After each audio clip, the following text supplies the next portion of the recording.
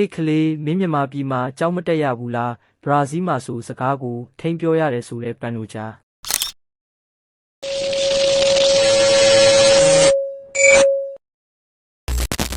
အားလုံးပဲမင်္ဂလာပါခင်ဗျာမြန်မာစက်ပေါ့ channel ကနေကြိုဆိုလိုက်ပါတယ်မကြခင်ရှင်ပြိုင်ကြမဲ့ဂျော့ရှူဝါဘန်နဲ့အလက်ဇန်ဒါပန်တိုဂျာတို့ရဲ့ပွဲမတိုင်မီစကားစစ်ထိုးပွဲအကြောင်းကိုအစအဆုံးသုံးသပ်တင်ဆက်ပေးသွားမှာဖြစ်ပါတယ်သတင်းစာရှင်းလင်းပွဲမှာတော့ UFC ဥက္ကဋ္ဌဒေနာဝိုက်ကိုယ်တိုင်ဦးဆောင်ခဲ့ပြီးအဓိကပွဲစဉ်တွေမှာပါဝင်ထိုးသက်ကြမဲ့ဖိုက်တာတွေတက်ရောက်ခဲ့ကြပါတယ်။အဲ့ဒီအချိန်မှာသတင်းထောက်တဦးကဂျော့ရှူဝါဘန်ကိုမေးခွန်းတစ်ခုမေးခဲ့ပါတယ်။ပထမပွဲမှာဘန်အနေနဲ့ကန်ကောင်းလို့အနိုင်ရခဲ့တာလို့ပရိသတ်ချို့ကထင်မြင်နေကြတဲ့အပေါ်ဘယ်လိုပြောချင်ပါသလဲဆိုပြီးမေးမြန်းခဲ့တာဖြစ်ပါတယ်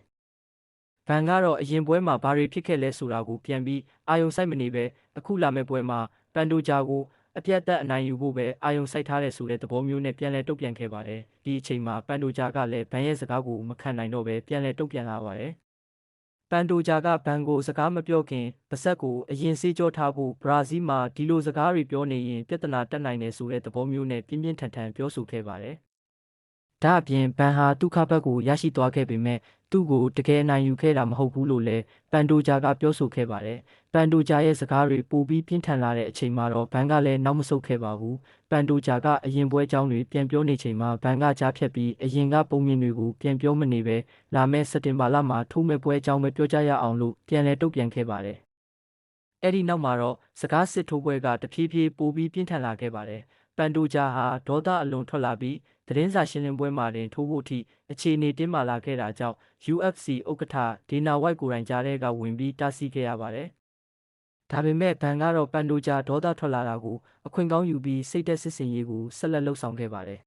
။အထူးသဖြင့်ပန်တိုဂျာဟာအရင်ပွဲမှာဒဏ်ရာရခဲ့တဲ့အကြောင်းတွေကိုပြန်ပြောလာတဲ့အချိန်မှာဘန်ကအယိုးအစစ်မတန်မာလို့ဒဏ်ရာရတာဖြစ်နိုင်တယ်ဆိုတဲ့သဘောမျိုးနဲ့ဆက်နောက်ခဲ့ပါတယ်။ပြီးတော့အယိုးတွေတန်မာအောင်နွားလို့လာတိုက်ကြပါဦးဆိုပြီးပန်တိုဂျာကိုထပ်မံဆက်နောက်ခဲ့ပါသေးတယ်။ဒီလိုစကားလုံးတွေနဲ့ဆက်နောက်တာဟာရိုးရိုးအပြောဆိုတစ်ခုထက်ပိုပါတယ်။ဖိုက်တာတယောက်အနေနဲ့ပြိုင်ဘက်ရဲ့စိတ်အခြေအနေကိုထိခိုက်အောင်လုပ်ပြီးပွဲမစခင်ကတည်းကစိတ်ပိုင်းဆိုင်ရာအသာစီးရအောင်ကြိုးစားတာကိုစိတ်သက်စစ်စင်ရေးလို့ပြောလို့ရပါတယ်။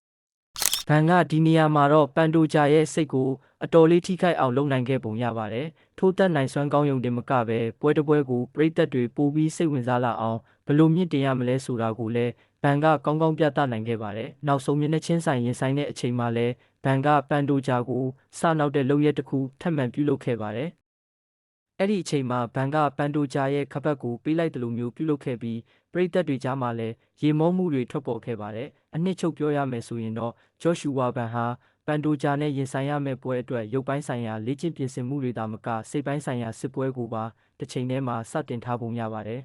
။ပန်တိုဂျာကအရင်ပွဲအကြောင်းတွေကိုပြန်ပြောနေချိန်မှာဘန်ကတော့အဲ့ဒီအရာတွေကိုမစင်စားတော့ပဲလာမယ့်ပွဲကိုပဲအာရုံစိုက်ထားပါတယ်။ပရိသတ်တို့ရောဘန်ရဲ့စကားတွေဟာအနှဲငယ်ရိုင်းဆိုင်ရာကျသွားလားဘလို့မြင်လဲအမြင်လေးတွေပြောသွားပေးကြပါဦးအားလုံးကိုကျေးဇူးတင်ပါတယ်